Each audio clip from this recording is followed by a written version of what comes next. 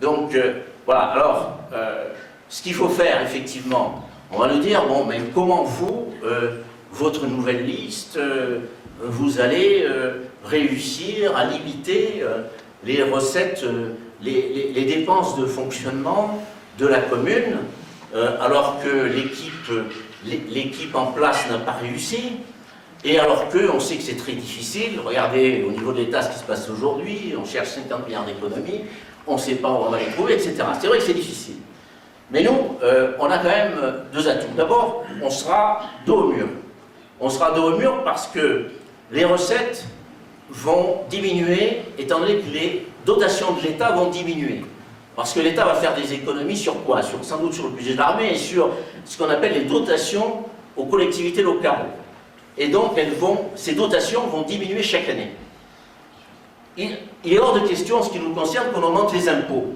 Malheureusement, vous savez, les impôts, ils augmentent presque tout seuls parce qu'on vit dans une commune où le coût de la vie est très cher et où les bases des impôts, les impôts locaux, que ce soit la taxe d'habitation, la taxe foncière, foncier bâti, non bâti, c'est les valeurs locatives. Et ces valeurs locatives, elles augmentent presque automatiquement chaque année.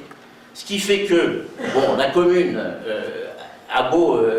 la municipalité a beau garder des taux qui sont dans la moyenne nationale. Les taux des impôts, ils sont de 14,5%, je crois, pour la taxe d'habitation et de 15% pour la taxe pour le foncier bâti. Mais, si vous voulez, malgré tout, même s'ils sont des impôts qui sont dans la moyenne nationale, sur la feuille d'impôt, chaque année ça augmente parce que les bases des impôts augmentent. Donc il est hors de question d'augmenter les impôts.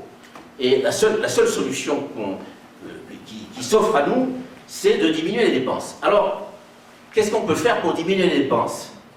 Il ne s'agit pas effectivement d'aller remettre en cause toutes les dépenses de la commune. Il ne s'agit pas d'aller licencier le personnel, ni quoi que ce soit. D'ailleurs, on ne le pourrait pas puisque c'est le statut de la fonction publique. Non, il s'agit de dépenser mieux. Nous, on a l'avantage d'être nouveaux. On n'est dépendant d'aucun parti. On n'est dépendant d'aucun sponsor, d'aucun groupe. J'oserais dire qu'on est dépendant d'aucune clientèle. On n'a de compte à rendre à personne. Donc ce qu'on peut faire, c'est remettre à plat ce que ne peut pas faire l'équipe actuelle, parce qu'il y a des gens qui en sont au 3e ou 4e mandat, qui sont ficelés par le passé, et qui ne peuvent pas remettre en question tout ce qu'ils doivent à certains. Donc nous, on peut le faire. On peut remettre à plat toutes les politiques qui se sont accumulées les unes sur les autres depuis des années, des couches, des strates, qui n'ont jamais remis en question.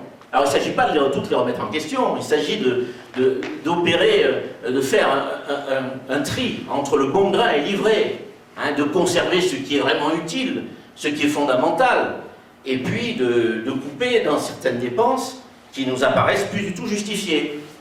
Je donne un ou deux exemples. Par exemple, bon, vous savez, bon, je suis préfet, j'ai été longtemps sous-préfet, j'ai 30 ans de carrière préfectorale.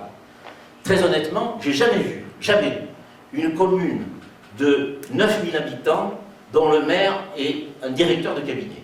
Très honnêtement, j'ai jamais vu ça. Les directeurs de cabinet, bon, les préfets en ont, les ministres en ont, mais j'ai jamais vu des maires de très grandes villes ont un directeur de cabinet. Bon, alors certes, il faut peut-être qu'on prépare ces discours, mais ces discours, il faut les faire préparer par... Il y a de très bons agents dans les collectivités locales, dans la fonction publique territoriale. On n'a pas besoin d'un directeur de cabinet au niveau d'une commune aujourd'hui de moins de 9000 habitants, parce que Chamonix perd ses habitants. Donc, ça c'est un exemple. Autre exemple, la communauté de communes.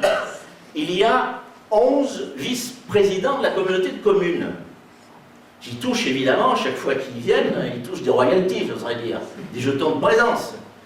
Eh bien, c'est hors de question de laisser 11 vice-présidents.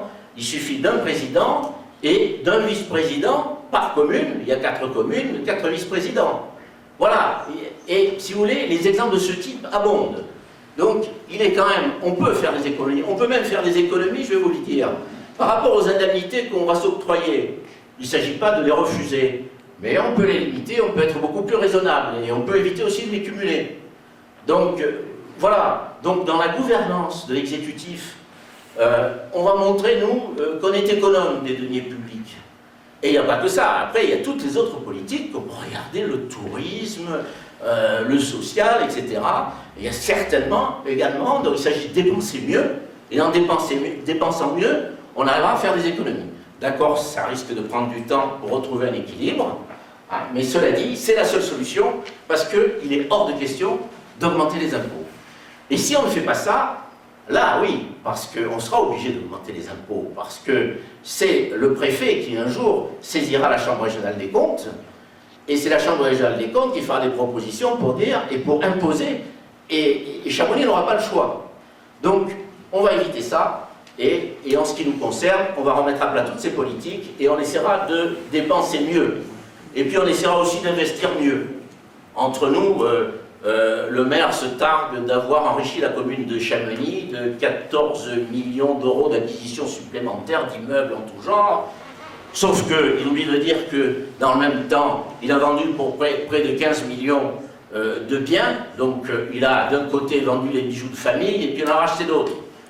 Et les acquisitions nouvelles ne sont pas forcément vraiment très judicieuses.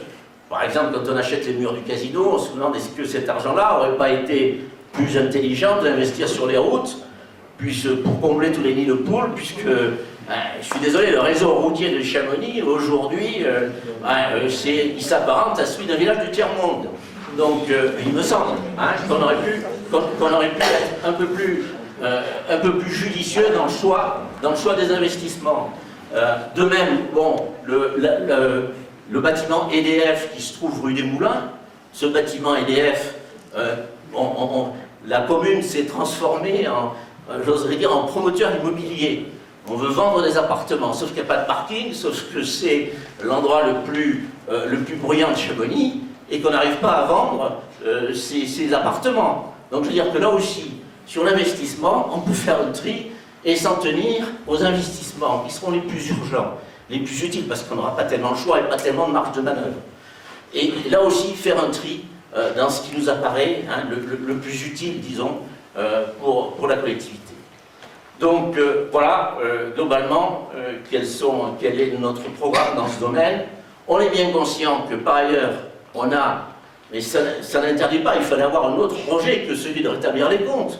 C'est certes indispensable, c'est le court terme, mais après, il faut aussi penser à Chamonix, penser à ce qui est devenu Chamonix, qui est une ville qui se dépeuple, penser au fait que Chamonix, aujourd'hui, l'air se vicie de plus en plus, et ça c'est une réalité, et donc le cœur de notre programme est tourné autour de cela aussi.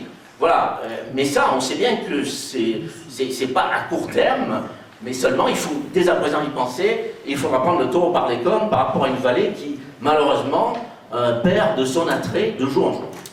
Merci.